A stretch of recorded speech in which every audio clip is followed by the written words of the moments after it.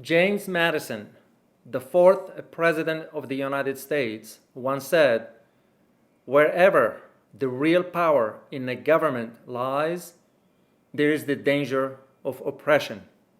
Keep this in mind as we discuss today the upcoming rolling out of the digital dollar and what it will mean to you, to your family, your pocket, your financial health, and your business. My name is Dr. David Waralu. And I'm Dr. Ross Stewart. And you are watching Geopolitics in Conflict.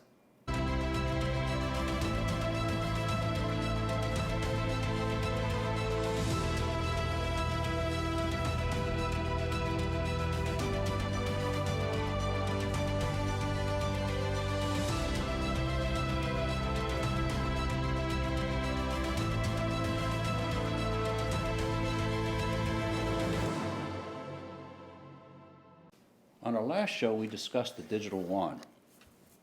The U.S. government, through the Federal Reserve, is rolling out the digital dollar, and it's coming rapidly. It's coming in January of 2021. That's 4 months from now. This is a major game changer. It has domestic impact, and it has global impact. Well, that's correct, Ross. But for today's show, we're going to focus mainly on the domestic impact. But first of all, we need our viewers to know that currently there is a bill in the Senate, 3571, that's the number of the bill, that is being debated regarding this digital dollar.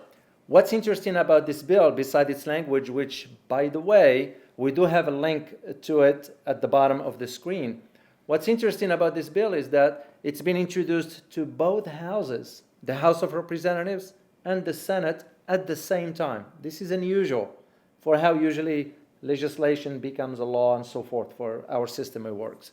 And basically it is titled Banking for All. And it is not a misnomer. It is. They will control all banking in the United States. And that's where this bill is going to give now the Federal Reserve a say into how you spend your money. Very scary. This looks like a reset. The banking system is beginning to fail, and something new needs to happen. Well, actually, the Federal Reserve have used all the tools at its disposal regarding stimulating the economy and so forth. You recall when the central government, or the federal government that is, issued the stimulus checks for $1,200. And the idea was, okay, we're going to give Americans $1,200 so they can spend it. So they can stimulate the economy. Guess what happened? They end up saving it. And this is why the savings after March, after the issues were checked, where the checks were issued, the savings went up by 33%. That action in itself was an eye-opener for the Feds, saying in their minds from a policy perspective that, if we give the Americans money, they're not going to spend it. So what we're going to do from now on, we will control the monetary aspect. The bill you're talking about is an 18-step process, and the Federal Reserve is putting it forward. Interestingly, the International Monetary Fund put this to the Congress of the United States. Our representatives in Washington are wholeheartedly pushing this as rapidly as they can through. And what you might notice is there's very little talk about it. You don't see it in the media much. It's like it's going through in a stealth mode. And our representatives don't have the benefit of feedback from the people in terms of how they feel about it, as if it's the only program that would work. So the digital dollar is sort of sneaking its way through. And that's correct. Well, also with the Federal Reserves lowering interest to basically zero, that is, there is so much debt out there. Okay? You're talking about a debt that is from the government, from businesses, and from individuals. And there are only three ways you deal with debt, usually in a normal setting or normal circumstances. One is to service that debt. Second is to pay it. And third is to default on it. And with this introduction of the digital dollar, Now the control and the decisions will be made by the central government rather than you and I, rather than individuals, the account holders. Banks are in a situation right now where they can't make money on putting out loans, really. And with the digital dollar, that means you can go below zero. Here's the implication of that. If you have your money in your account, and the bank charges you a monthly fee for it, or they charge you interest on keeping your money for you. What that means is every month, if you keep your money and don't spend it, your ability to buy and purchase is diminished. Your money becomes less and less valuable. So the inspiration is spend your money now while it's still worth something. Yeah. And that is usually the sign for when a currency is dying. You start to see the Federal Reserves coming to those ideas of practices or policies, that is to how we're going to save the dollar. Interesting enough is that yesterday I came across two articles that indicated that foreign currencies are now going up against the US dollar. The euro is going up against the US dollar. The Chinese yuan is going up against the US dollar. So could this mean that the Federal Reserve is taking these actions to save the dollar from dying? Might we suspect inflation plays a role here? That's also a possibility. When we take a look at Zimbabwe and the currency situation there, exceptionally poor business practice, exceptionally poor banking, and exceptionally poor government policy led to ridiculous levels of inflation. And Zimbabwe is not alone in facing this situation.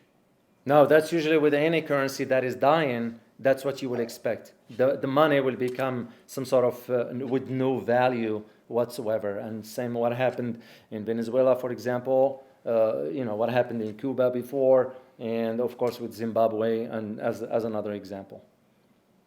Here's what you can expect with the digital dollar.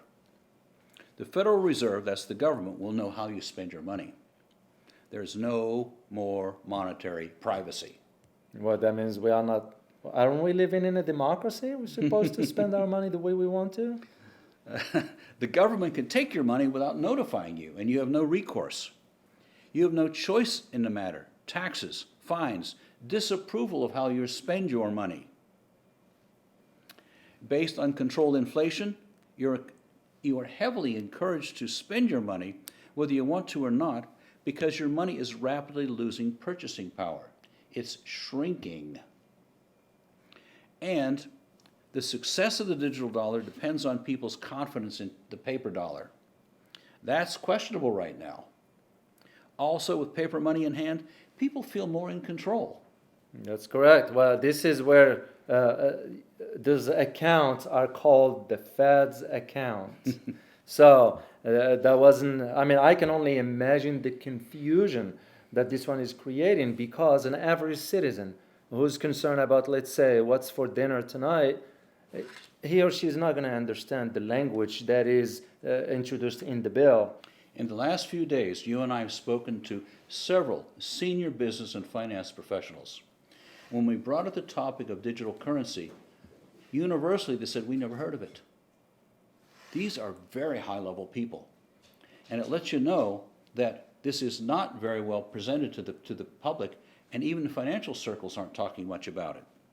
So this major game changer, they don't even know it. And